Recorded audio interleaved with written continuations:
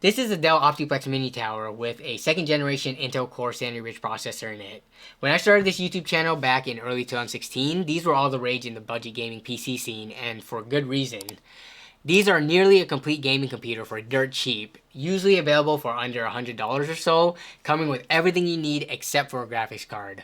So you grab one of those, slap it in, and maybe upgrade the power supply if necessary, and bam, you have a cheap but capable gaming PC. Even now, 6 years later, these are still very popular for builders with very limited budgets. I wanted to revisit this to see how they hold up today, and to also see if you're still pushing one of these, how far you can take it while still remaining on the same platform. So in this video, we're going to check that out right after a quick word from our sponsor. Amazon product reviews are pretty much garbage nowadays. I rarely look at them anymore because it's mostly bad reviews or people who leave 5 stars just for the product showing up. This is where Lustre comes in. It's a free browser extension that helps you get the information that you need before making a purchase decision. I'm talking about trusted, in-depth reviews from well-known sources that we all know in the tech community. Sources that I've already been using for years, except now it's automatically gathered and organized for me. It also recommends similar products and groups them up at different price points so I can make the comparison myself and choose what's best for me and my own budget. I really like it and I think you will too. You can learn more about Lustre by clicking on the link down in the description below, and if it seems useful to you, definitely give it a try. Thanks for checking it out, and now let's get back to the video. The system I have right here is the Optiplex 990 mini tower. There are a lot of different models out there that look just like this one, and even I find it hard to keep track of all of them, but the easiest way I found to search for them is to look up Optiplex and then the processor you want. You don't even have to be super specific, just know generally if you want like an i3, i5, or an i7, and which generation. These are very readily available in the used market because there are a lot, and I mean a lot of them in existence. The Optiplex line and other towers like it were mainly targeted for businesses, schools, hospitals, basically non-gaming environments, but after X amount of years, those organizations would eventually upgrade and replace their systems with newer ones, and these old ones would be liquidated, finding their way to the secondhand market where you and I could buy them for so cheap. Dell's competitors such as HP, Lenovo, etc., they also have similar towers to this in their lineup as well, but I've always found that Dell was the easiest to find at the lowest prices. Regardless of what you're buying though, you want to look out for some key things when considering an older tower like this. First, I'd recommend one with a more standard sized case that can support regular size ATX power supplies and full height graphics cards. Avoid the slimmer small form factor ones because those limit you to low profile graphics cards, which are generally harder to find, cost more, and are not available for higher end models. Slim towers also need a special power supply, and while not impossible to have a gaming system in one of these, it's pretty inconvenient and less flexible, so I'd recommend to avoid them if possible. You also want to keep an eye out for the connectors on the motherboard that the power supply plugs into. Ideally, it has the standard 4 or 8 pin 12 volt connector for the CPU and the ATX 24 pin connector. These are important if you plan to use a graphics card that needs additional PCIe power through a 6 or 8 pin cable because you're going to need to upgrade the power supply. This OEM unit is very limited in both power output and connectivity. You can get by with a system that doesn't have these standard connectors on the motherboard, but you're going to have to make sure that there are adapters available that will let you use a standard off-the-shelf power supply with it. Let's take a look at what's inside this tower. We have the iconic Dell Optiplex case with this awesome latch to open the side panel. I actually prefer these over thumb screws, especially when the panel is not transparent anyways. Inside we have the motherboard, CPU, cooler, RAM, power supply, optical drive, and hard drive. The CPU in this system is the i5-2400, but these towers are also sold with other processors as well, like the i5-2500, i7-2600. Those are usually slightly higher priced, as well as being sold with later Intel generation CPUs, but the price quickly goes up the newer it is. Here's the cheapest 10th gen Intel Optiplex mini tower on eBay, for example. At this price, you're better off piecing together your own PC with off-the-shelf parts.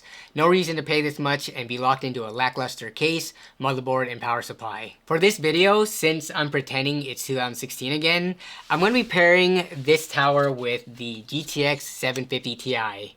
Funny enough, the only model I have available to me is a low profile one, despite how much rarer they are. This is one I use in an HD PC in my living room. It's from MSI and it has 2 GB of video memory. The 750 Ti was a very popular graphics card for its time, and at one point it held the top spot for the most used graphics card on the Steam hardware survey. It was affordable, performed well, and for these types of builds in particular, they were the go-to choice because there were a number of models that were powered solely through the PCIe slot, which meant that you could save some money by keeping in this dinky OEM 265 watt power supply. In 2016, the 750 Ti was 2 years old, and the i5-2400 was 5 years old. Both were still viable, even though they weren't the newest, latest thing available. But fast forward right now in 2022, the 750 Ti is now 8 years old, which is pretty ancient in graphics card years, and the i5-2400 is a whopping 11 years old. I upgraded the RAM in this tower to a 16GB kit since it's a pretty cheap upgrade. 16GB of DDR3 memory now costs around $40, and back in 2016 it wasn't too bad either. It was around $60 or so. Back then, you could put a PC like this together pretty easily for between $200 to $250, and if you don't believe me, take a look on YouTube and you'll see tons of videos on just that. The ironic thing though is that if you wanted to build this system 6 years later, right now in 2022, based on eBay Buy It Now listings that I was able to find, it costs you pretty much the same because of the graphics card shortage.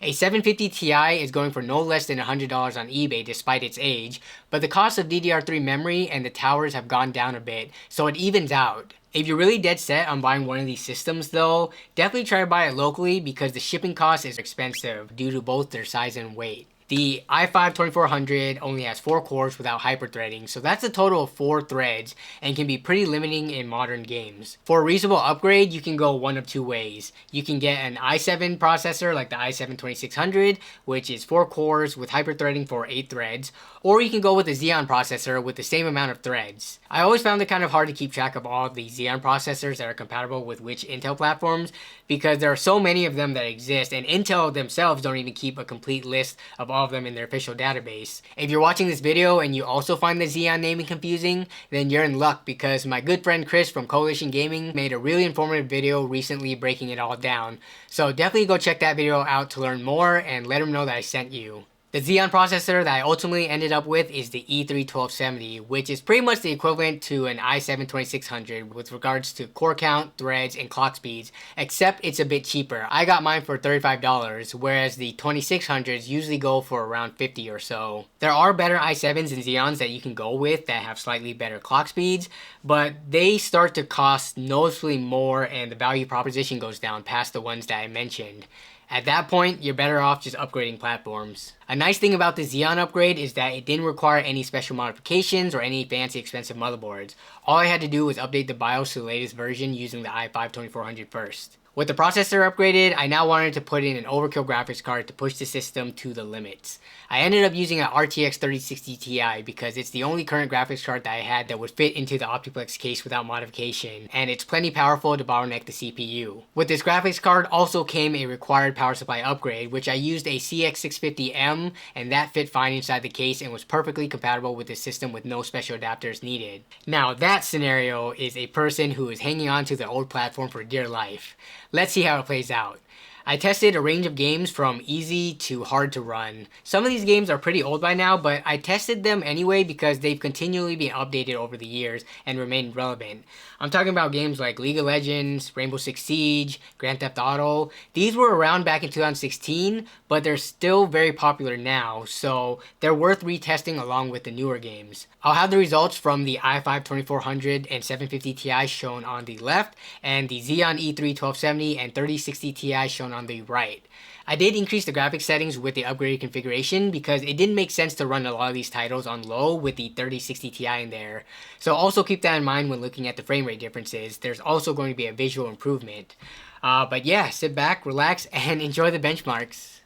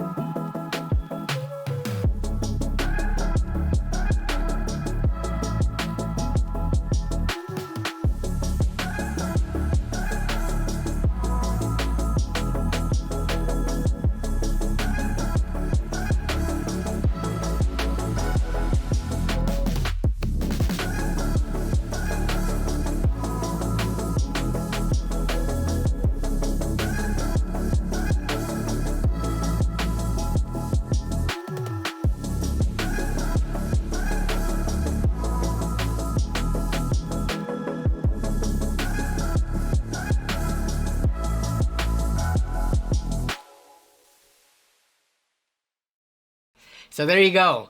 The system from 2016 can still handle the lighter esports titles just fine, but as you saw, it struggled big time on newer titles or couldn't even run them at all.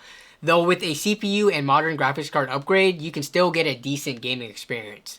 Again, the RTX 3060 Ti is very much overkill. I think something along the lines of like a GTX 1060 or RX 480 would be a more reasonable pairing. Overall though, these types of builds repurposing older office towers are getting harder and harder to recommend moving forward. Sure, they're great as a cheap system for younger kids to game on and maybe even do homework, and they're fun to mess around with for videos like this or as a side project, but I wouldn't recommend getting one of these as a main rig if you're going to be using your PC to a more serious capacity. At that point, I would say save an extra couple $100 and build a PC on a more modern platform within the last few years. Not only do you have a way better upgrade path, but the general user experience is just, I can't even put into words how much better it is. Things like loading into Windows, opening up games and programs, navigating around Windows and like File Explorer and stuff. It's just way clunkier on an older system like this because of that older CPU and like, you know, slower DDR3 memory compared to if you were on a modern entry-level i3 or Ryzen 3 platform. Those just feel way snappier. That's gonna wrap it up for this video though. I hope you enjoyed and found it either entertaining or useful. Let me know down in the comments if you are one of those people out there who are still rocking one of these older OEM pre-built systems with a graphics card slapped into it. And if so, how much longer do you plan on using it before upgrading to something more current? I'm curious to hear your responses. I want to thank you all as always for watching and for continuing to support the channel. And special shout out to the channel members as well for their above and beyond ongoing support. If you're interested in grabbing any official channel merch, I'm wearing some of it right here. You can find that information in the video description. But other than that, take care, and I will see you down in the comments as well as in the next video and or stream. Bye.